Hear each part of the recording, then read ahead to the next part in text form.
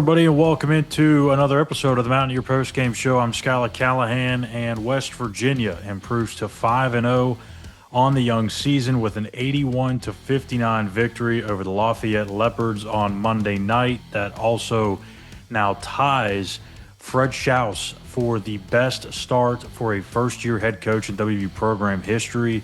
Hodge getting 5 straight dubs here to start the season. So let's take a look here at some of the numbers before I dive into some of my analysis. Honor Huff, what a night he had. 24 points, 8 of 9 from three-point range. Felt like everything that he threw up was going in, and largely because it really was. A couple of really highly contested, low percentage looks that he put up and somehow found the bottom of the net.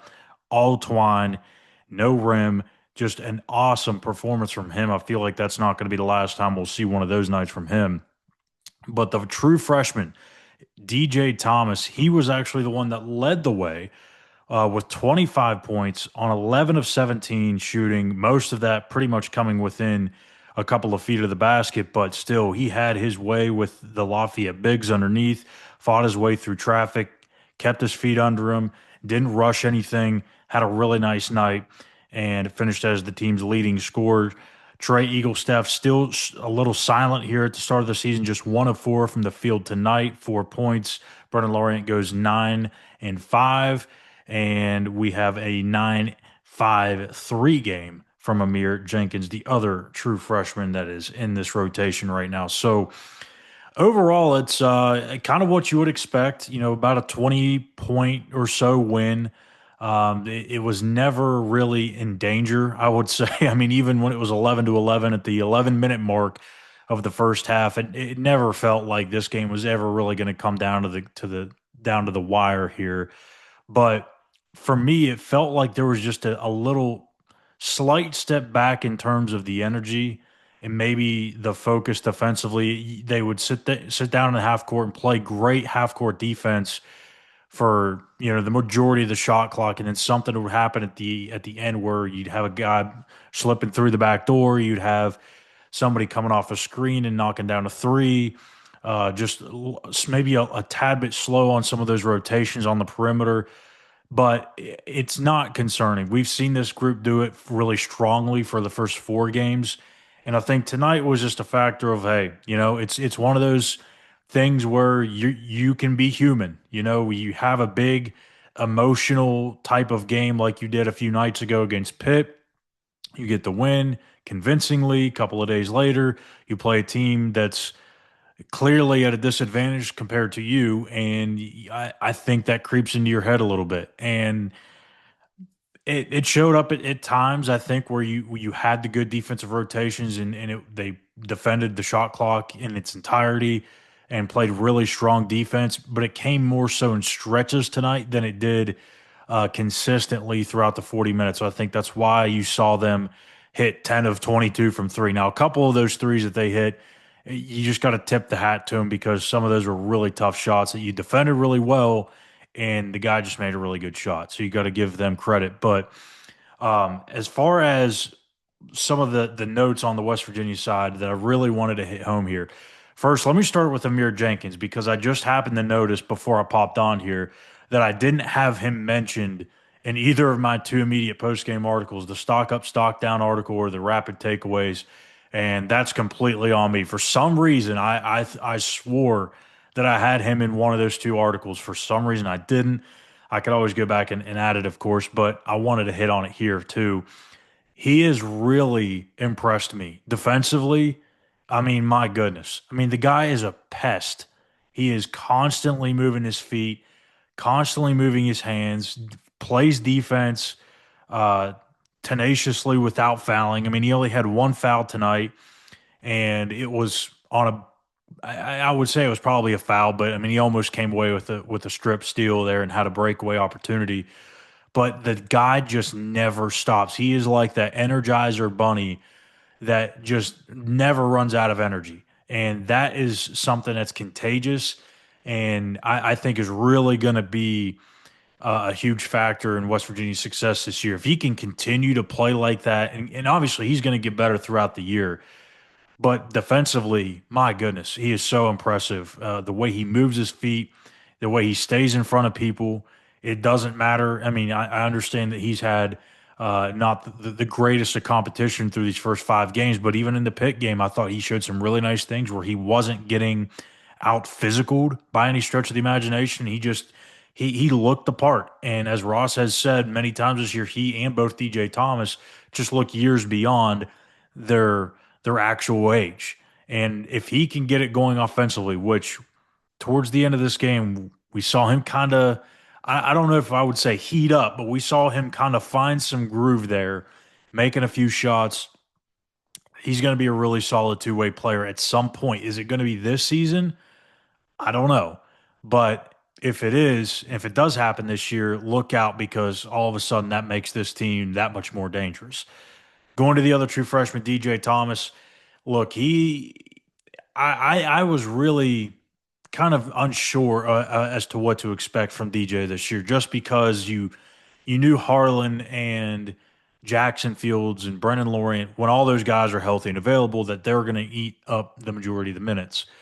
Because Jackson is missing the start of the season, DJ sliding in and just making the most of his opportunity. And I think even before tonight, I had been saying I think he's done enough to deserve a spot in this rotation when Chance Moore comes back, which will be Friday, and Jackson Fields when he comes back, which is TBD. But still, before tonight, I thought he had already done that. Tonight just cemented that thought for me. I mean, the way that he just plays under control, he's calm, cool, collected, confidence, the 4 C's that you want to see, just does a really good job of staying under control, not being rushed, not panicking when there's bodies around him, when it's a clogged up lane. He still makes the right decision. He doesn't panic. That's the number one thing that I've noticed out of him. And sometimes for a big, that's the one thing you kind of always have concerns with early on in their career when they're trying to get their feet wet and understand what they need to do. That's not the case for him. He's got this thing figured out. Obviously, he's going to go through some moments. He's going to have some freshman wall type of moments, but you like the early returns here. And I think because of what he's done in these first 5 games, he is absolutely going to be a part of this rotation and will have a role. It'll just a matter of what type of role that's going to be, how many minutes a night he's going to get, and so on and so forth. But what a start to the season it's been for him.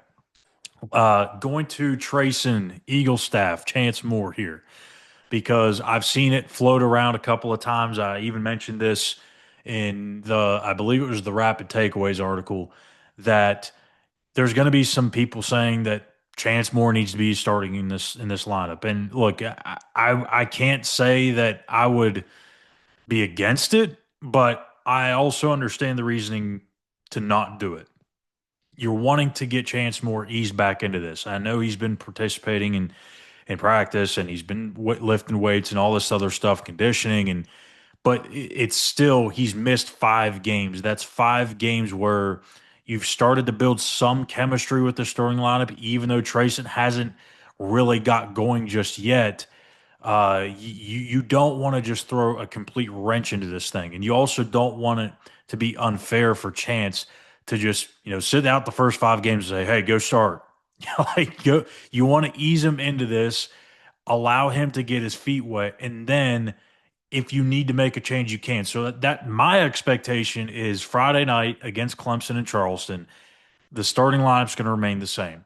I think it'll remain the same even on Sunday's game. Now, if I'm wrong, I'm wrong, but that's just my thoughts. Ross may, in my opinion, will probably let this roll out through the Charleston Classic, see how it works, see where Chance is at. And if there needs to be a change, maybe it happens after this MTE, but I just can't see it happening on Friday. I've been wrong plenty of times before, but that's just what my gut is telling me. Trayson is going to get it going. I've said this pretty much after all 5 of these post games, and these 5 post game shows.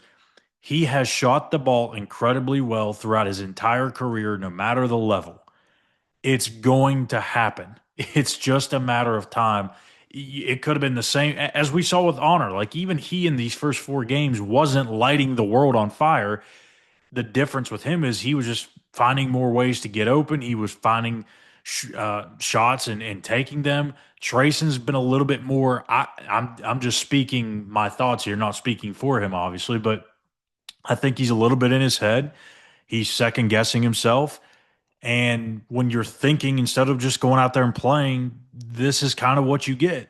So it's a little bit of a mental hurdle, I would imagine, right now for Trayson, because he's so used to seeing the ball go through the net and he's so used to being the number one option that he's got to learn how to play as not being that number one guy and learning how to go through a cold shooting stretch. Honor's going to go through it too. He just kind of did in some ways. They all do. But all great shooters find their way out of these slumps. And for Eagle staff, it could be Friday night, it could be Sunday. At some point, the light bulb's going to go off. He's going to figure it all out, and he's going to be a big part of what this team does. So don't give up on Trayson Eagle staff just yet. I think it's still coming. But yeah, so that's my thoughts. I could go through a couple of other things here, but like I said, I've got a bunch of stuff up on the website with the stock up, stock down. I've got 4 or 5 different things there. I've got 4 takeaways and the rapid takeaways. So go check those out on our website, West Virginia on SI, and we'll have some more analysis coming up here in the next day or so as well. So thank you guys for tuning in to the Mountaineer Postgame Show. Make sure you click that like and subscribe button here on our YouTube page here at West Virginia on SI. Again, your final score, the Mountaineers 81, the Leopards of Lafayette 59. I'll see you guys back here bright and early tomorrow morning on Between Ears. Take care.